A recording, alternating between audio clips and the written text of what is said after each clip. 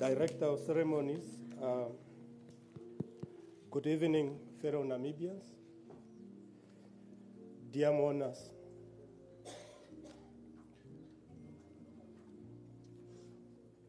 Usually, those who know me, I speak without notes. But today, to give the respect Dr. Geingob should get from all of us, and not to spoil such an occasion, I prepared notes so that I make sure I say nothing but what reflects Dr. Hage's life. Before I start with my tribute, I want to preface it with, I want to preface my tribute with something that is usually ignored when we speak about achievements and accomplishments by Dr. Geingob in this country, both before and after independence. Many times we look at his achievement in material and economic terms and in political sense in this country. But there is a bigger picture that involves the massive legislative and constitutional agenda he drove after independence to dismantle policies and practices of apartheid in this country. So when he speaks of institutions, systems, and processes, I want to start with capturing, first, what our courts have said on the constitutional architecture Dr. Hage crafted as the chief architect of our constitution in Namibia. At one point, our Supreme Court, speaking of our electoral system, stated that it is through the electoral process that policies of government are shaped, endorsed or rejected, that political representation in constitutional structures of governments are reaffirmed or rearranged, and that the will of the people is demonstratively expressed and credibly ascertained. That is the electoral system Dr. Hage envisioned for our country, and that is what keeping us. At another occasion, the Supreme Court again, speaking of sacrifices that Dr. Hage and others made, had this to say: the cost of victory measured in human lives, suffering, endurance, and endeavor was immeasurable. Determined that the right which they have gained as individuals and as a people should be preserved and protected for themselves and their children. Namibian resolved that it could be done mostly effectively in a democratic society where the government is responsible to freely elected representatives of the people, operating under a sovereign constitution and a free and independent judiciary. Hage's, may I say, as he is fondly known, had his fingerprint on all this. Now, to President Hage's beloved entire family and Madam Monica Geingob, we are here to mourn and remember the precious moment we shared with a distinguished freedom fighter an icon of Namibian liberation struggle, a man who, to all of us, embodied so many but good aspirations, values, and norms for our nation. Hage is unquestionably a public servant of excellent skills in public administration. We know that. A gift he was to our nation. Hage's legacy for constitutional democracy, peace, unity, and reconciliation, seen in action for the benefit of all Namibian people through constitutional and statutory systems, institutions, and processes he helped establish, is evident, and I'm talking about his legacy, is evident from our constitutional preamble he crafted, amongst other to the effect that our nation, having emerged victorious in its struggle against colonialism, racism, and apartheid, is required to strengthen its resolve not only to cherish, but, dear mourners, to protect the gains of our long struggle for independence. This could never have been achieved, dear mourners, had President Hage and, of course, others, not created a constitutional framework conducive for a country which, in the past, in monumental proportions, suffered pernicious effect of apartheid, to grow and to develop in a political atmosphere of peace and unity. We have to credit, in some great measures, all this to Hage, dear mourners. Hage, our chief constitutional architect, speaks and will continue speaking past this mourning period through our constitution that we as a nation should have a desire and determination to promote amongst all of us the dignity, unity, integrity of the Namibian nation internally and in its relations and association with the outside world. Again, Hage, and I say so with greatest respect too. We know how he liked to be called Hage, how humble he was. As our chief constitutional architect, he ensured that there is a specific obligatory duty on us to achieve, maintain national reconciliation. And by the way, we must not simply reconcile during mourning periods. It must be seen every time, during election, during other periods. It is threatening to be reconciling and being united only during mourning periods. And at all points to foster peace, unity, and common loyalty to a single state. He also abhorred and disliked tribalism, we all know. In fact, he was tribal neutral. Tribal neutral he was, we know. He hated those who engaged and actually traded in tribal arrogance and dominance. He hated them. Just as he hated those who used tribal victimization for cheap political theatrics. We know that. He wanted a nation in which its sons and daughters relate without tribal impediments of consideration for the unit of purpose and harmonious coexistence. He said this until few days before his departure.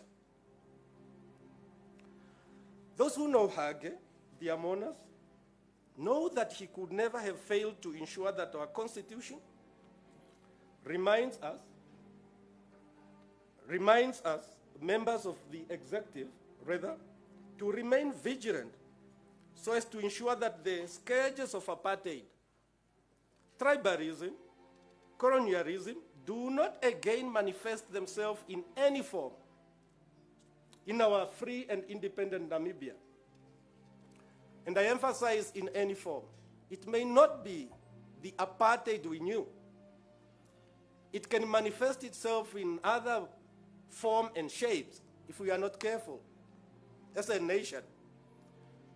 And I hope remembering Dr. Hage will keep us together as a nation at difficult times. Dear mourners, simply how can one adequately account for all the good deeds, accomplishment, and work by this icon? How? Simply how? Namibians across the political spectrum believe, and universally so, that this is a man of impeccable stature and a statement of unmatched political standing. Yes, the leader with a great measure of sensitivity and humility when handling topical and contentious matters of the state, we know. We know that.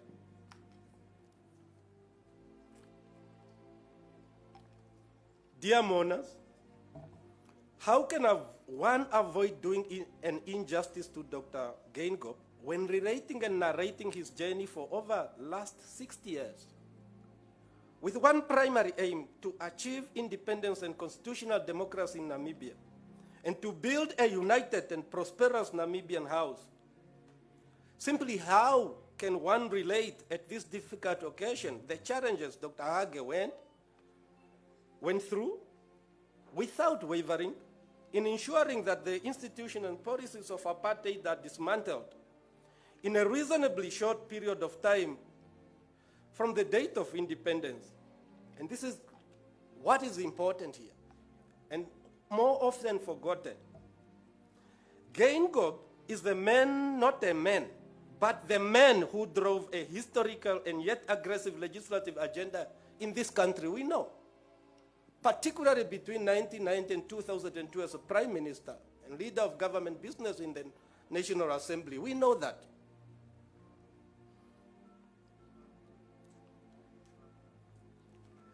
This legislative agenda brought massive and yet beneficial socio-economic changes in our country. We know that. This should now be accepted, please. This should now be accepted by all of us, by everyone, I dare say now, so that he can have a permanent and peaceful rest. Please. Must remember, to avoid lawlessness, anarchy, and rule of law related crisis, Dr. Geingob, the chairman of the Constituent Assembly, ensured that at independence there was a temporary preservation of laws that were enforced immediately before independence, with a qualification that such laws shall remain in force until repealed or amended by an act of parliament, or until they are declared unconstitutional by competent courts. Hundreds of these bad laws, dear mourners, had since been removed from our statute books. Geingob drove this agenda as both Prime Minister and President. We must add this to his achievement every time we speak, every time we act as a nation. Few examples. At independence, women were treated like properties because of the discredited concept of maritime power, often by husbands over their wives. The Married Persons Equality Act was immediately and reasonably in a shorter period of time after independence. That was Geingob at work. the so-called children out of wedlock were denied certain benefit, including inheritance from their fathers. This was very, very bad. This was very, very bad, and then to show how bad it was, I want to demonstrate to you that the law as it was, inherited from our colonial masters, as regard those kids, was this. As one writer says, but those who are born of a union which is entirely odious to us, and therefore prohibited, shall not be called natural children, and no indulgence whatever shall be extended to them. But this fact shall be punishment for the fathers, that they know that children who are the issue of their sinful passion will inherit nothing. It's true. All this was dismantled under the direction of Hage Geingob. But there is another problem. These bad laws even affected women, children in relation to their mothers, because in case where a mother of two children, one legitimate or the other illegitimate, died, the illegitimate one could not inherit at Roman Dutch law, which we inherited, either through a will or as an intest heir. If the legitimate child was still alive at her death, the reason for this was for the preservation of chastity is the first duty of freedom of an illustrious woman, and because it will be unjust and very oppressive and unworthy of the spirit of our age for bastards to be acknowledged. It was bad. Under Geingob, the Child Status Act is in force, and many, many others act of parliament in protection of our children. I conclude by highlighting that it is for that reason that I say, dear mourners, that by the time Dr. Geingob completed his first term as a Prime Minister in 2002, hundreds of pieces of legislation for the benefit of Namibian people have been put into force. This area of achievement by Dr. Geingob is usually ignored and underrated. To me, it is one of the biggest achievements by him in our quest as a nation to dismantle the shameful legacy of apartheid and colonialism. Did you forget that at independence, few months before elections in 1989, our colonial masters, through an organization called Cultura 2000, siphoned thousands of millions of Namibian dollars to protect a certain section of our population. Even less than a month before independence, money was transferred to acquire property for a select race in this country. Dr. Hage Geingob directed the late Hanecom to take that issue to court. Although the government was not fully successful in the Supreme Court partially, it succeeded. So I conclude by saying it is for that reason that we must celebrate the life of a man who brought our nation very close, very, very close to the desired aspiration, and in fact closer to the status of an admired and respected constitutional democracy amongst nations of the world. Geingob leaves a prepared nation, the nation on the course to achieve prosperity for all. Geingob crafted a dynamic constitution, a living one, which not only sets out the historical bygones of yesteryears, but a supreme law guiding the nation in all aspects of our lives. As Tatembuba, assisted by Mehmet Netumbo, and others lead us going forward, we pleasantly see in them Hage. We are sure his legacy will guide them to safely steer the Namibian ship. May the soul of our Commander-in-Chief, Dr. Hage Geingob, rest in power. Thank you.